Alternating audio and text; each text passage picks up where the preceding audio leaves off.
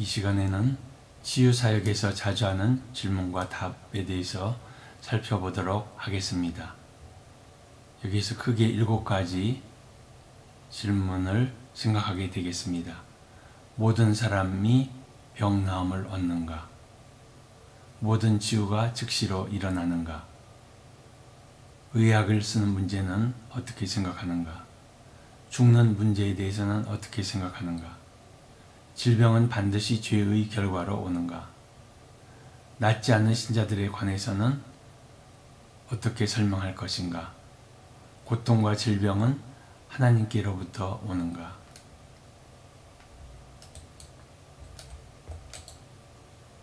먼저 모든 사람이 병 나음을 얻는가? 예수님께서는 자기에게 오는 모든 자를 다 고쳐주셨습니다. 어떤 경우에는 분명히 성령의 기름 부음이 있은 때가 있습니다. 누가복음 5장에 치유하는 주의 능력이 함께하더라. 또 사도행전 5장,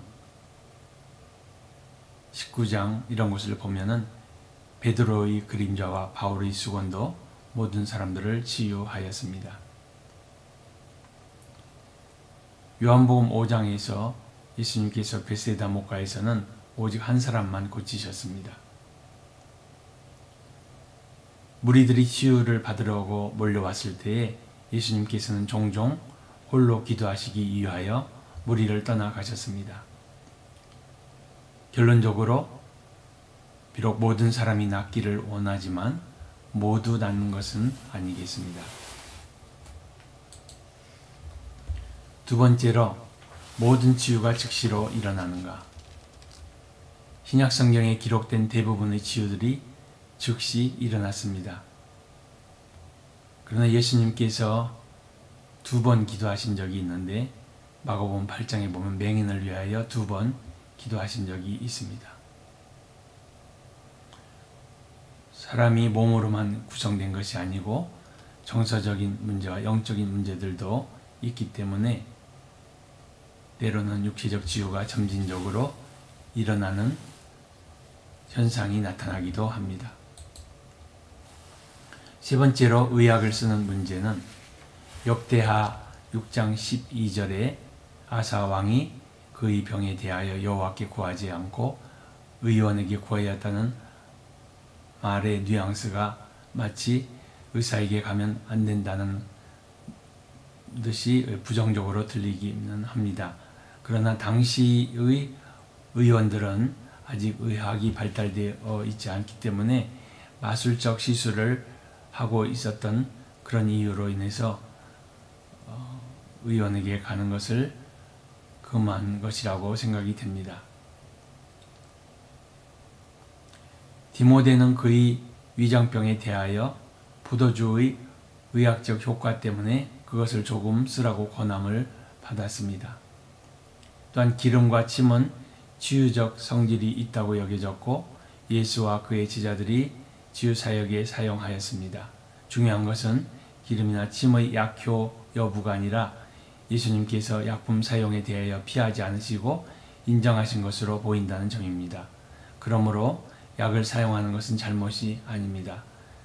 하나님께서 치유의 근원이 되시며 여러 가지 수단들을 사용하십니다. 치유 기도를 하다 보면은 모든 사람들이 영원히 죽지 않고 영생할 것 같이 기대를 합니다.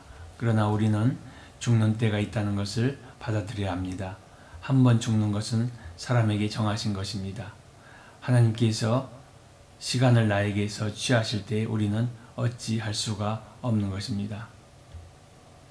사람이 죽을 병에 걸렸을 때에는 죽어가는 자를 위로하고 격려하면서 죽음에 대해서 준비하는 자세도 필요하겠습니다. 질병은 반드시 죄의 결과로 오는가? 요한복음 9장에 맹인은 그 맹인이나 맹인의 부모의 죄 때문에 아니라 그에게서 하나님의 하시는 일을 나타내기 위함이라고 말씀하셨습니다. 그런가 하면은 요한복음 5장에 나타난 베세다 연못의 환자는 죄로 인하여 질병이 왔다고 보여집니다. 구약은 여러 곳에서 죄와 질병에 관하여 직접적인 연관성이 있음을 가르치고 있습니다. 또한 신약에서는 귀신들에 의해서 병이 생기는 것을 보여주고 있고, 예수님께서 치유사역을 통해서 귀신들을 쫓아내는 것을 볼 수가 있습니다. 죄의 저주로 말미암아 질병이 오지만은 모든 질병의 직접적인 결과가 특별한 죄의 결과로 오는 것은 아니다, 이렇게 말을 할 수가 있겠습니다. 낫지 않는 신자들에 대해서는 어떻게 설명하면 될까요? 바울은 안질이 있었지만은 그 이유는 설명되지 않았습니다.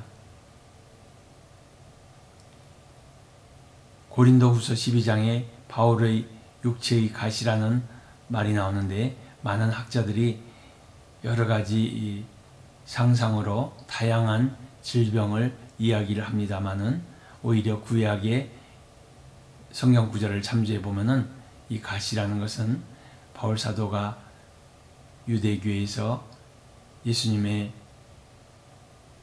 제자로서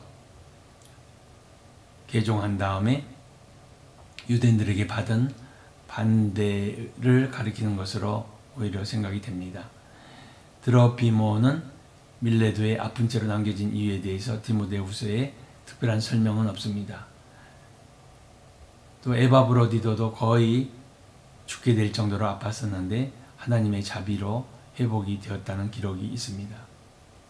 디모데도 지속적으로 위장병이 있었는데 바울 사도가 많은 기도도 해줬겠지만은 약간의 포도주를 처방을 하여 주었습니다. 이처럼 우리가 기도를 했는데 치유받지 못할 경우에는 몸의 영역이 아닌 다른 영역, 영적인 영역으로 아직 죄의 문제가 해결되지 않았던가, 또 정서적인 문제로 아직 상처가 남아있다든지 여러 가지 불신앙 등을 살펴보거나 아니면은 그 결과를 하나님께 맡기든가 하여야 할 것입니다. 고통과 질병은 하나님께로부터 오는가? 질병이라는 말과 고통이라는 말은 동의어가 아닙니다. 예수님께서는 고통은 당하셨으나 병들지는 않으셨습니다.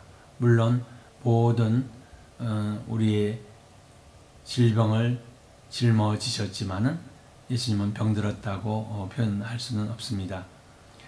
하나님의 속성은 질병을 통하여 우리를 가르치는 것이 아니라 치유하시는 것입니다. 그래서 하나님의 이름 가운데 하나가 제호바 라파입니다. 치유하시는 하나님. 만일 우리가 질병을 통하여 하나님께 가까이 간다면 그것은 질병 덕분이 아니라 하나님의 인도하심으로 우리가 회개하고 하나님께 받아들여지기 때문입니다. 이 세상에 죄 없는 아이들과 힘이 없는 자들이 불필요한 고통을 당하는 것에 대해서 사랑의 하나님을 비난할 수는 없습니다. 세상에서 죄의 결과는 끊임없는 전쟁, 기근, 궁핍 등으로 나타납니다. 때로는 하나님 말씀에 대한 불순종과 조상의 죄가 자손에게까지 영향을 미치기도 합니다.